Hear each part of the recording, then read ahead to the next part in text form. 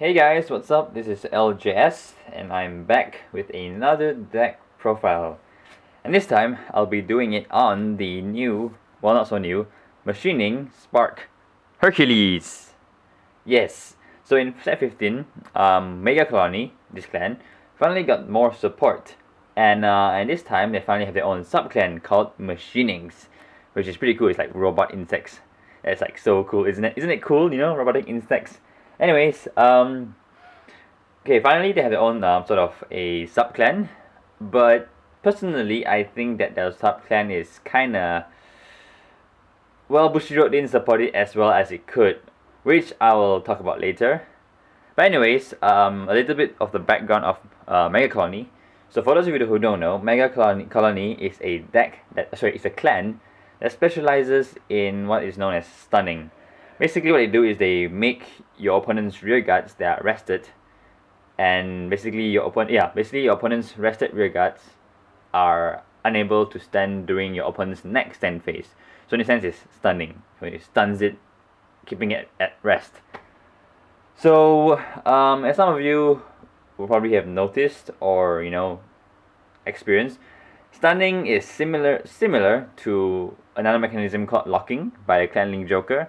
And there has been a lot of discussion about between stunning, locking, and retiring, which is the best.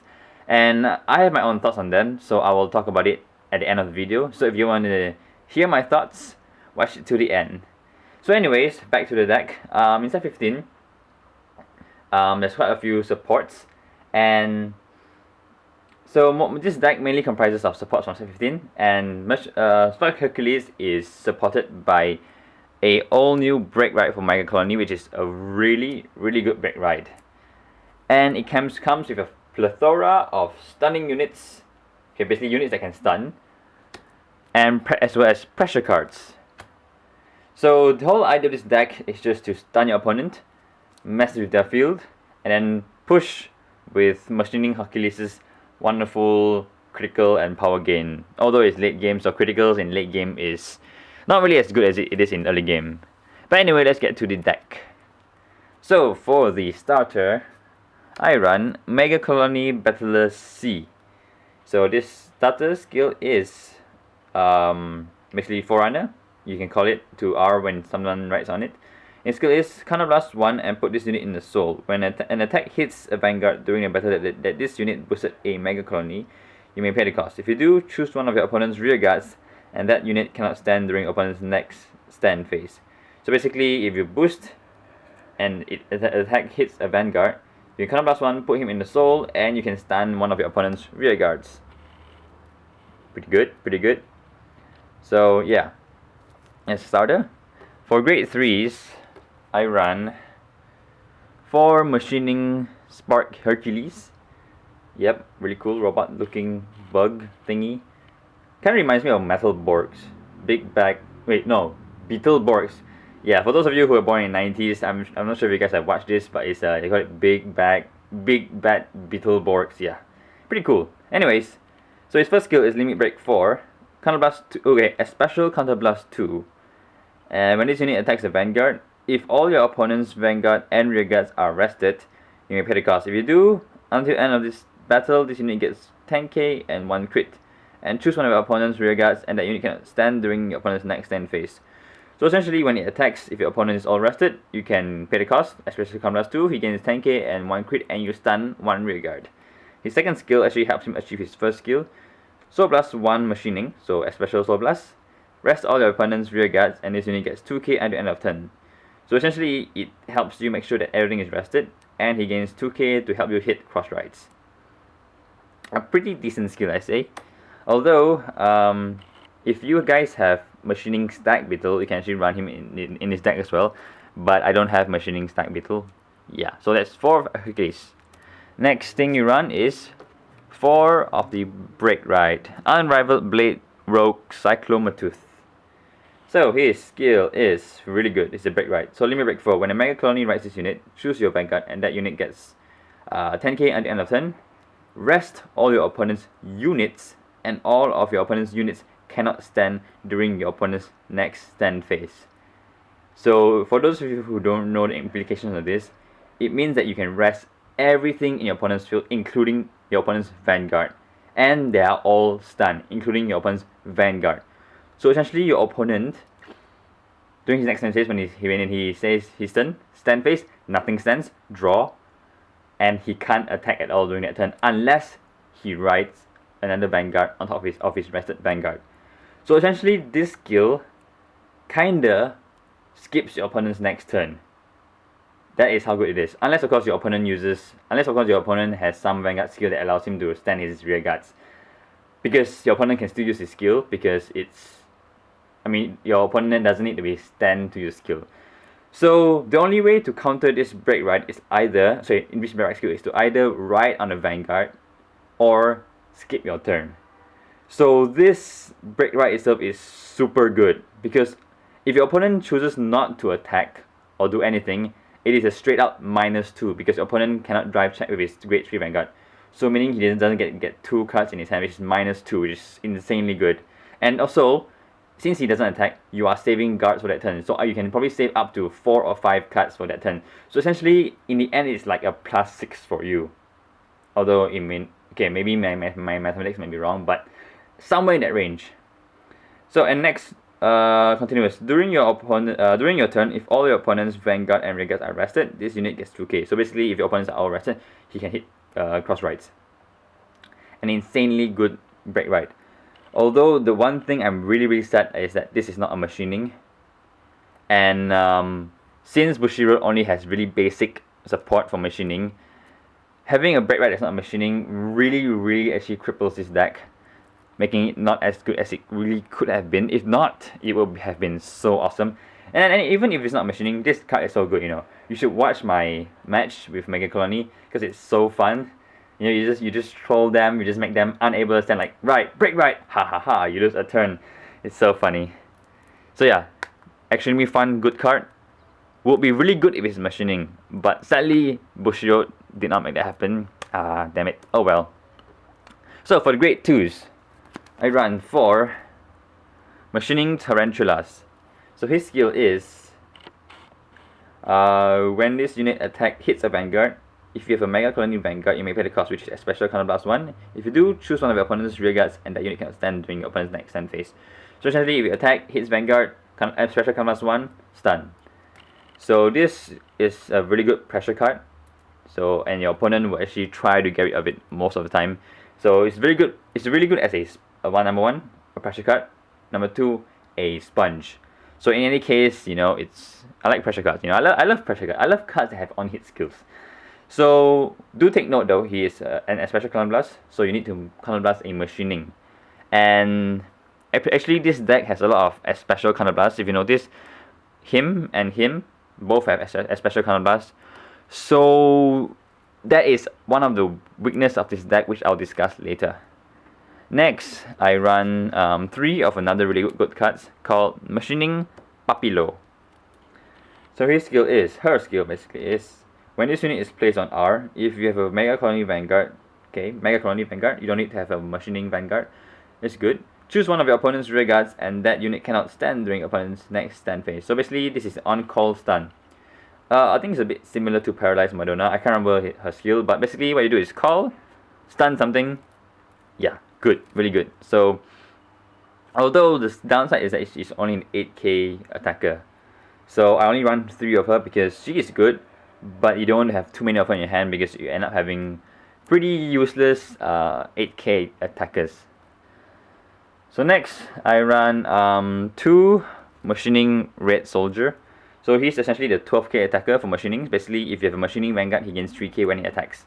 So it's 12k attacker. I only run 2 because breakride isn't machining. So ideally, you would be actually ideally for a good play, you write the breakride with breakride as many times as you can to really gain advantage from his awesome stunning skill. So most of the time, mid to late game, you will still be having him as your Vanguard, ideally. So and the thing is, he doesn't work unless you have a Machining Vanguard, which is why I'm really sad that they didn't make this machining, because some other meta clans have their own sub-clan breakride, like Eradicators. All of Eradicators breakride are eradicators, which is, and liberators breakride are also all liberators, which is, this is pretty biased, don't you guys think? Anyways, yeah, so I only run 2 of him because he's either useful really early game before you ride into him, or late game when you want to finish your opponent off with machining Hercules. So yeah, this I only run 2 of him. Next, but the thing is, he has a sort of a backup, which is 2 of this guy. So 2 machining Mantis. So his skill is pretty unique to machining. So when this unit is placed on Vanguard or R, if you have a Megacolony with machining in its card name in your soul, he gains 3k until end of turn. So this is sort of a way to circumvent the issue of having not machining Vanguard. So as long as you have a machining unit in your soul, okay, the moment he is ridden on or called on, he becomes a 12k attacker for that turn. So it's, I would say it's pretty good, but sadly it's only 1 turn. It'd be nice if it's 2 turns though. Haha. So early mid game, call him out as 12k attacker. Late game, when you have machining is your Vanguard, they used his 2 as your 12k attacker. So yeah, that's the general idea. Although another grade 2 that you can run is machining Armor Beetle. I only have 1 copy of him, so that's why I'm not putting him in a deck. But his skill is actually quite good. So his skill is choose one of your Megacolony rearguards and put it in your soul. When this unit is placed on Vanguard or rearguard cycle, if you have a Megacolony Vanguard, you may pay the cost. If you do, choose one of your opponent's rearguard and stun it. So he is actually quite useful in his deck because he's another stunner, and the deck sort of revolves around stunner. So a modification you can do to this deck is to swap out one of these 2, okay, for copies of this guy, machining Armor Beetle. Or maybe you can reduce 1 of him. So you probably have 3, 3, 3, and that's 9, and maybe 2 of these 12k attackers. Yeah, for 3 of Armor Beetle. Because Armor Beetle is actually a quite good of a card, because you can do a combo like this. So one thing you do is you call Machining Papillo, and since she's a top 8k attacker, you don't really want to keep her on the field for too long.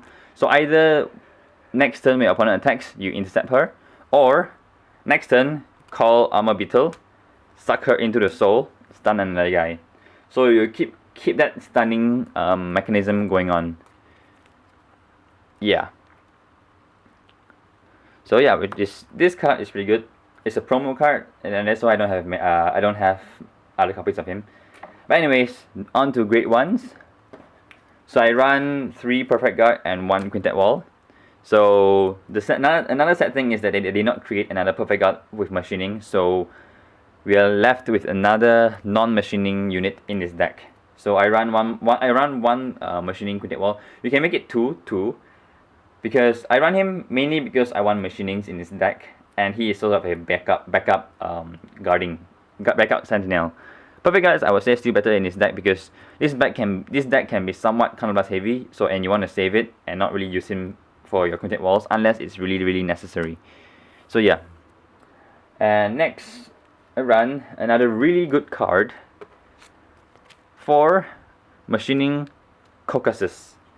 So his skill is when an attack hits a Vanguard during a battle that this unit boosted a unit with machining in this card name, stun your opponent, one of your opponent's rearguard. So essentially when he boosts a machining, okay, there's a restriction. You must boost a machining and it hits a Vanguard, your opponent's Vanguard, you can stun an opponent's rearguard. So the thing is, this card, right, I am really disappointed that Bushiroad made it 6k booster, because it has a really strict condition, meaning it has to boost a machining, and it also has a hit. So it has 2 really subclan restrictive restrictions. Hence, I think it justifies having him at 7k. It's similar to Pale Moon's Purple Trapezius and Zelma. Purple Trapezius is not a Silverthorn specific card, but she's 6k. Then you have Zelma, who is Silverthorn specific. You can only pull in and pull out Silverthorns, and they bump him or her to 7k. Whereas this guy is specific to boosting and machining. And there's already one restriction. So having him at 7k, I would think is a logical thing to do, but Bushiroad didn't do that, which is quite sad. So 6k is kind of a weak booster, but his skill is really good, so that's why I run him at 4, because I really want to have him as a booster, because he's also another really good pressure card. So he's a good pressure card, your opponent will want to get rid of him by attacking him, so it sort of absorbs damage. Whereas he's a good pressure card, but your opponent can't really hit him because he's a booster, and you force them to waste their retiring or locking on him. So yeah, pretty good. I like that guy. Next, I run 3 of the Machining Mantis clone. This guy, clone. Called Machining Hornet. Same skill, when you call him on a Vanguard circle or Rearguard circle, if you have a Machining in your soul, he gains 3k for that turn. So I would say that this is a good substitute. I'd rather run this guy over the 10k beater for Machining. So this guy, Machining Black Soldier, is a 10k beater for Machining. But he like as I mentioned earlier, you need a Machining Vanguard, and most of the game, mid or late game, you'll be riding him, and he's not machining, so he is sort of like a useless 7k attacker / booster. Whereas this guy, on the turn you call him, he's more versatile. He can be a 10k attacker or a 10k booster, which is really good. So yeah, I prefer running him. Also, another good reason to run Machining Armor Beetle is that when these 2 units have used up their sort of power gain for that turn, next turn you can call Armor Beetle, suck them into soul, and stun something else. So I don't have enough Armor Beetle. I will actually prefer running him because he's such a good card, because he sort of, makes use of one-off cards. Basically, cards with one-off skills, you can then use them as fuel for his skill, which I think is quite good. Anyway, so next, I run 3 Machining Locusts. Basically the same skill as Steel Dragon Kersey. So his skill is, when this unit is placed on R, if you have a Megacolony Vanguard and all of your opponent's Vanguard and Rearguards are rested, you can discard a card and draw a card. So he's a card recycler. So basically he recycles cards you don't need in your hand and hopefully draw into cards that you need. In this case, you want to draw as many breakrides as possible and to keep breakriding non-stop.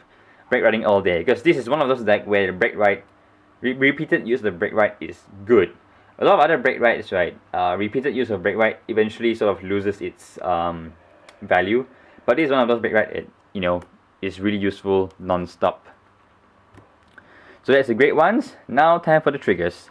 So my trigger lineup for this deck is a bit funny, a bit weird, because yeah, I'll explain why. I run 5 crits, so it's 4 machining, 1 non-machining, 3 draws, both non-machinings, 4 stands, all of them machining, and 4 heal, which also machining. The stand trigger is pretty useful, pretty nifty. He has a skill. Basically continuous. You can have up to 16 cards named Machining Cicada. So essentially you can actually run a deck with 16 of him. So you can run a deck with 16 stands. So this skill is similar to that of the Mass Production Sailor of Aquaforce. His second skill is also those, the machining specific. Basically when he's called to Vanguard or Rearguard Circle, if you have a card with machining in its card name in your soul, he gains 3k at the end of the turn. So I run him because, number one, stands are actually pretty good, even though people hate stands. But stands provide a sort of pressure, meaning it provides good pressure. So your rearguards can actually attack more than once, which is good. And second reason is because of his second skill, where when you call him, he's a 7k attacker or booster for that turn. So he is useful as an emergency booster or emergency attacker in case you don't have anything to call out. So yeah, he is a decent card to use. Now, the reason why I run weird trigger is that because this deck, as I mentioned earlier, is very special counterblast heavy. You need two special counterblasts for him. You need 1 special counterblast for him for his skill to go off. And there are many times previously I ran 8 crits and 4 draws. And basically the machining, right, has no draws. So in set 15, Bushiroad made machining crit, stand and heal, but no draws. I have no idea why, because As I mentioned earlier, I find that the support for machining is a bit sort of like half-assed, because you have units that are like this. He's supposed to be a 7k booster in my logic sort of way, and you don't have a machining draw. So in the end, if I did 8 crits and 4 draws, I would have 8 more non-machining units in here.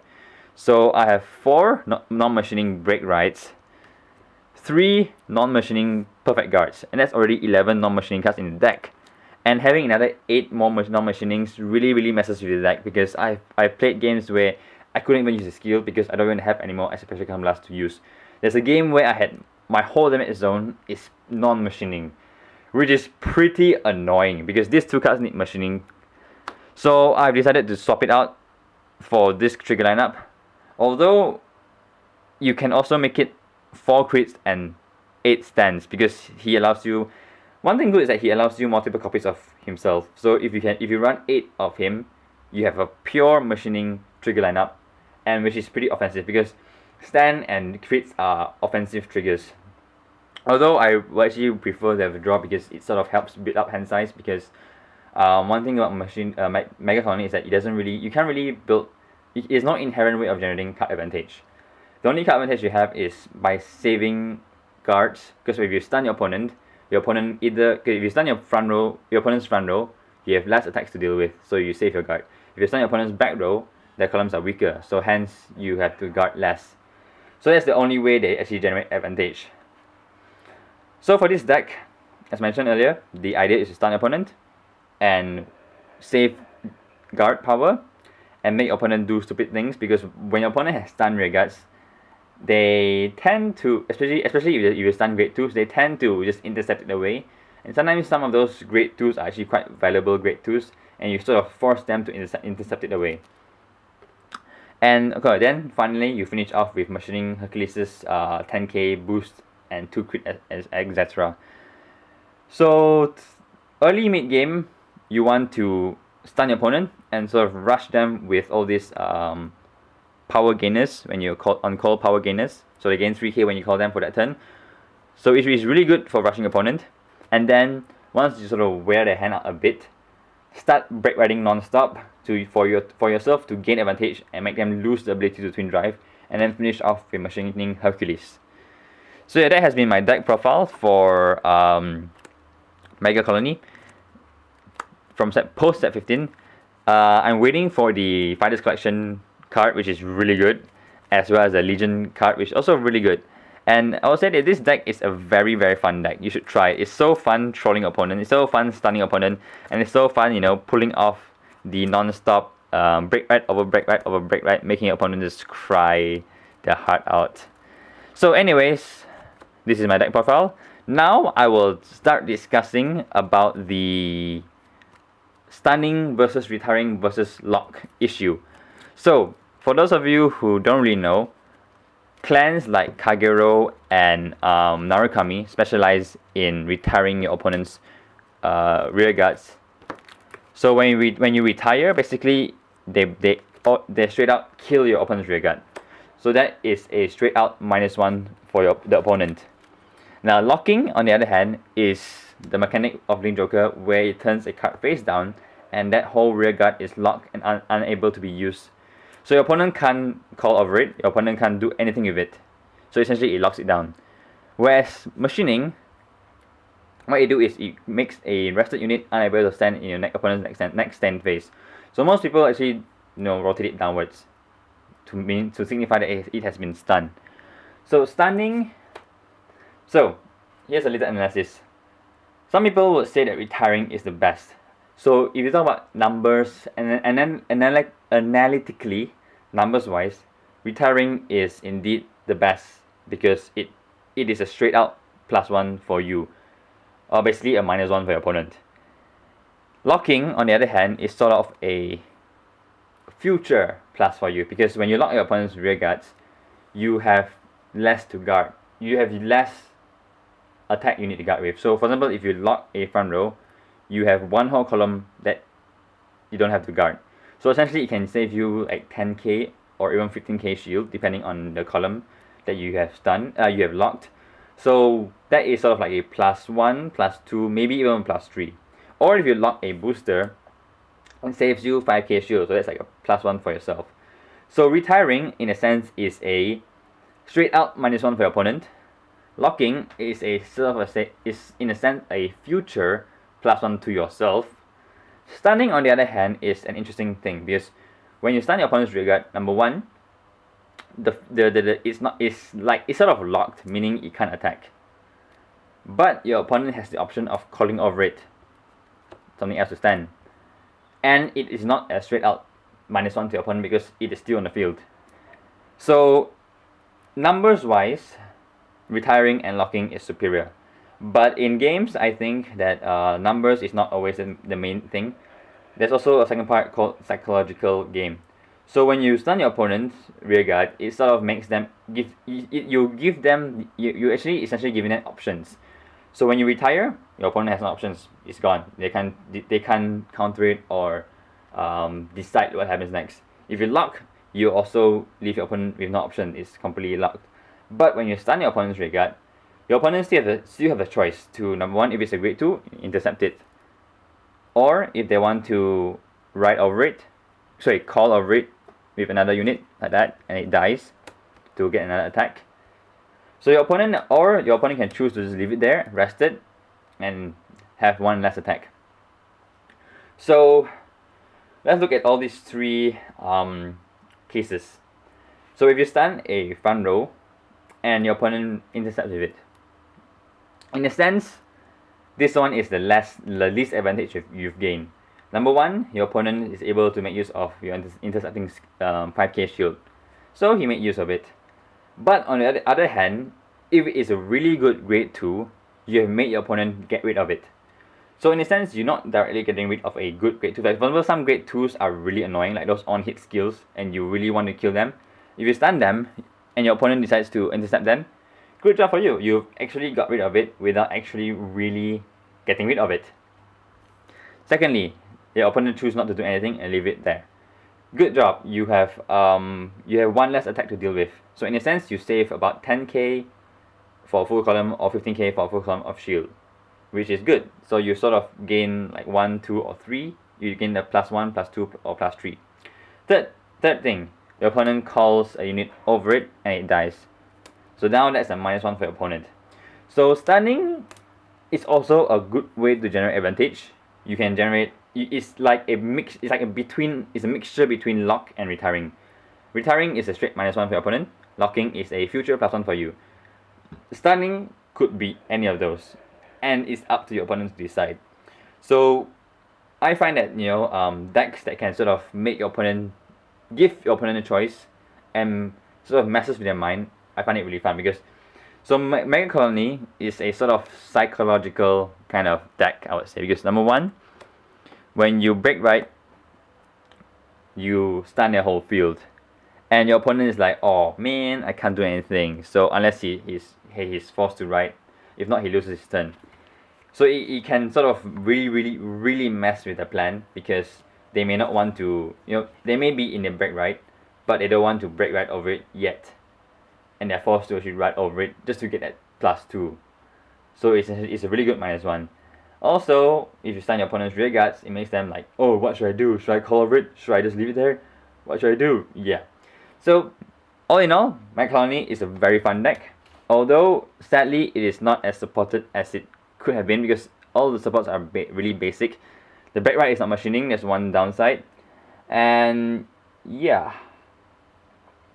Also, it can form weak columns because of machining Papillon, 8k attacker, machining Caucasus, which is a 6k booster. So yeah. Anyways, this has been my deck profile. I hope you like it. Please comment if you have anything you want to talk about or discuss. Like the video if you think you find this a very enlightening video, and do subscribe, and please support me. And this has been LJS. Thanks for watching, and I'll see you guys next time.